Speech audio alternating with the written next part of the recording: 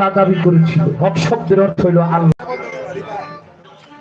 এখন এই পাগলা শব্দটা সামনে দিয়ে আমার কাছে কেমন লাগে, একটু বিরক্ত করি, একটা মিনিট কথা বলি। এই আইনাল সৃষ্টি, এই আইনাল এক মহামানব, তার নাম ছিল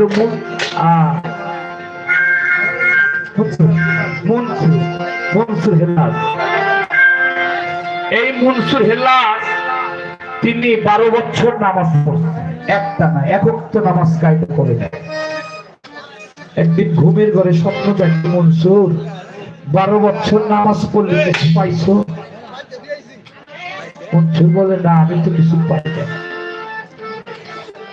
বলে, তুই একটা কাজ কর, ইরাক শহরে বাগদাদে একজন পীর সাহেব আছে, নাম তার জুনায়েদ বুগদাদি। তুই এই জুনায়েদ বুগদাদির কাছে যা, কিছু পাইলেও পাইতে। জুনায়েদ বুগদাদির কাছে মনসুর চলে গেল। এর কাছে জিজ্ঞাই, ওর কাছে জিজ্ঞাই, তোমরা কেউ জুনায়েদ বুগদাদির দেখছো? না। জুনায়েদ বুগদাদি দেখতে আসে, মনসুর আসতেছে। রাস্তার একটা নাই মুসির ভ্যান ধরে জুতা পালিশ করতেছে। এখন ওই জুনায়েদ বুগদাদিকে জিজ্ঞাসা করতেছে, মুসি ভাই তুমি কি আমার জুতাকে দেখছো? না, আমি তো দেখি তোমার কাজটা কি। আমি কত রাত্রে একটা স্বপ্ন দেখছি, স্বপ্ন দেখার পর জানি কেমন হয়ে গেল, তাকে ছাড়া কিছু ভালো লাগছে। বলছে, আমি জুনায়েদ বুগদাদি, তুমি কি বলবো? বলে, আমি স্বপ্ন দেখেছি, আমি 12 বছর নামাজ পড়ছি, কিছু খুব খাই নাই। আমি স্বপ্নের যুগে দেখেছি তোমার কাছে আসলে না কিছু পাইতে পারি।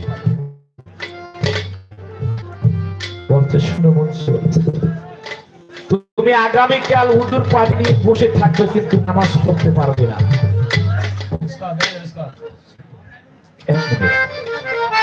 এই মনসুর হুজুর পানি নিয়ে বসে গেল। ফজরের তো কায়দা হয়ে গেছে। আচ্ছা, যে 12 বছর নামাজ পড়ে যদি একক তো কায়দা কেমন লাগে?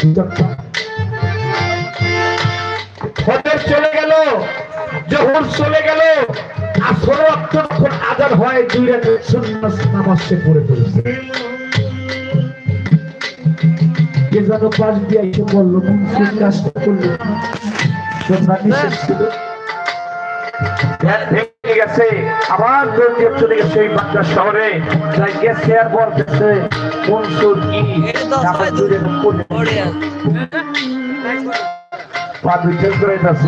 আমি ছিলাম আর তুমি কইছিলা, আমি 2 রাকাত নামাজ পড়ছি, তুমি কেমনে বুঝলাম?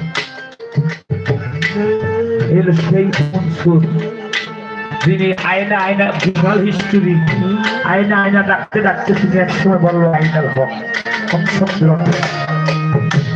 এত কথা বলার সময় নাই, ধৈর্য নাই, আমরা আছে তারা গান করবো।